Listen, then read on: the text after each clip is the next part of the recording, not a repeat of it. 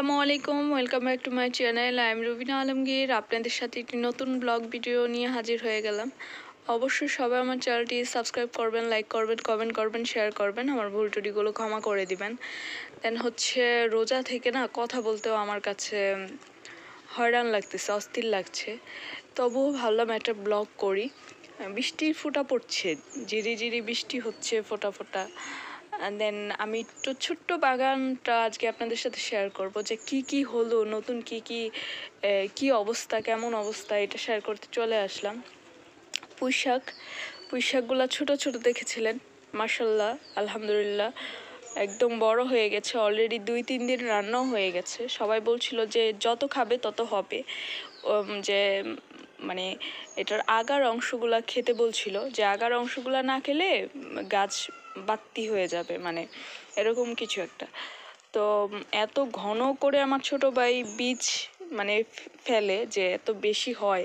তো আলহামদুলিল্লাহ এক কোটে ভর্তি হয়েছে, এবং পাশেরটার মধ্যে হচ্ছে সে আলাদাভাবে হাতে বুনে দিয়েছিল, মানে এই পাশে হয়েছিল, এখানে বেশি ঘন দেখে অপর পাশে সে লাগিয়ে দিয়েছে।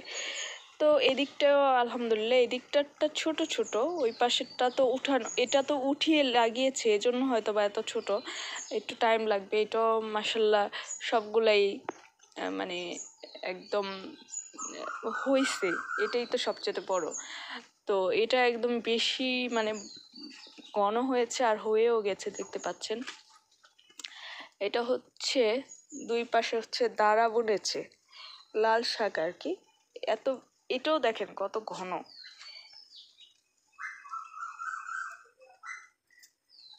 মানে সে আইডিয়া করে আসলে ফেলে না, মানে এত ঘন করে ফেলেছে যে এটা যখন হবে, একটু বড় হবে আর কি, লাল শাক হবে, তখন হচ্ছে কিছু শাক আসলে সবজি হিসেবে খেয়ে ফেলতে হবে, লাল শাক হিসেবে বেজে খেতে হবে।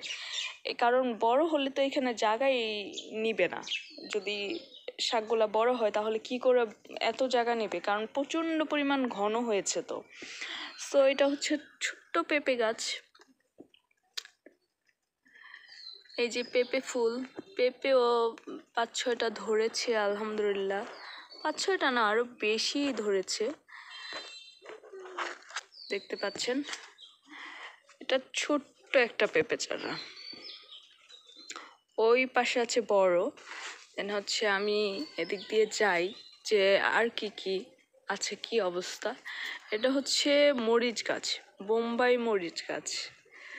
এটা বোম্বাই মরিচ গাছ বলা হয়।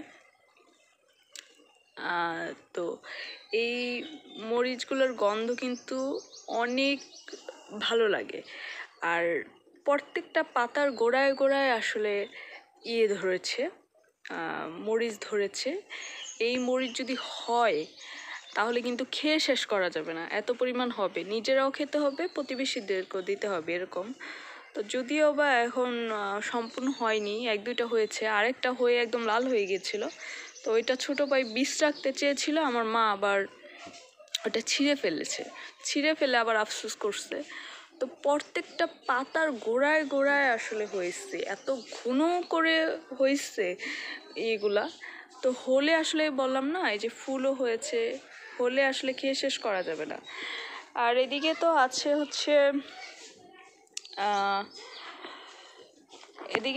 হচ্ছে অ্যালোভেরা চারা।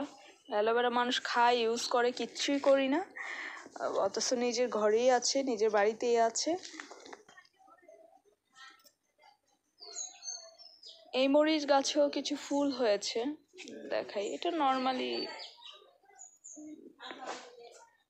নর্মালি হচ্ছে একটা মরিচের চারা, দেন ফুল হয়েছে। আর বেগুন তো আলহামদুলিল্লাহ অনেক হয়েছে, কয়েকদিন আগেও হচ্ছে রান্না করা হয়েছে, সবজি রান্না করা হয়েছে। ফুলের চারা, রজনীগন্ধা ফুলের চারা আলহামদুলিল্লাহ বড় হয়ে গেছে। দেশি ধনিয়া পাতার চারা, কিছু পেঁয়াজ চারা এই পাশে। হাসনাহেনা ফুলের গাছ, রাতে খুব সুন্দর একটা গন্ধ বের হয়।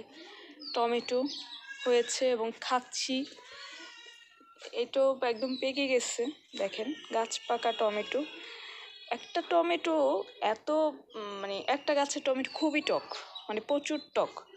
তো এই টমেটোগুলো ছিঁড়ে নিব, এখন ছিঁড়বো না, হয়তো মা এসে ছিঁড়বে সবজির জন্য।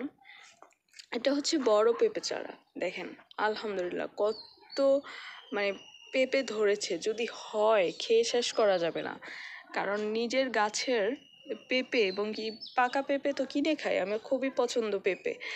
তো হলে এবং যদি গাছ পাকা পেঁপে হয় তাহলে এর থেকে ভালো লাগার আর কি। এমনকি ওই পাশে কিছু বস্তা দেখতে পাচ্ছেন সিমেন্ট বালির, কারণ বাড়িতে এখনো কাজ শেষ হয়নি। তো এদিকে আরেকটা পেঁপে গাছ, এদিকে আরেকটা হচ্ছে টমেটো গাছ। এই যে টমেটো ছোট ছোট বড়ইর মতো, এই টমেটোগুলো খুবই টক টমেটো। হ্যাঁ, এদিকে একটা টব আছে লাল টব, এটাতে কিছুই লাগানো নেই। তো এই হচ্ছে ছোট্ট একটা সবজি বাগান। তো ফুল গাছ, এই ফুল গাছে দুই তিনটা, একটা ফুল দেখতাম সব সময় যে একটা ফুল হয়ে থাকতো, ঝরতোই না, এবং তারপর দেখতাম দুইটা, এখন একদম গাছ ভর্তি ফুল হয়েছে। বাহারি কচু পাতার চারাটা অনেকটা শুকিয়ে গেছে, আবার ঠিক হয়ে যাবে, কারণ এই বাহারি কচু পাতার গাছের গোড়া লাগানো হয়েছিল, ওইটা থেকে হয়েছিল। তো এটা এই বড় হয়ে ছোট হয়ে যায় একদম। তা আলহামদুলিল্লাহ ফুলের চারা তো একদম ফুলে ভরপুর। তো আশা করি আজকের ব্লগটি আপনাদের ভালো লেগেছে। সবাই খুব ভালো থাকবেন, আমার জন্য আমার পরিবারের জন্য দোয়া করবেন। আসসালামু আলাইকুম, আল্লাহ হাফেজ।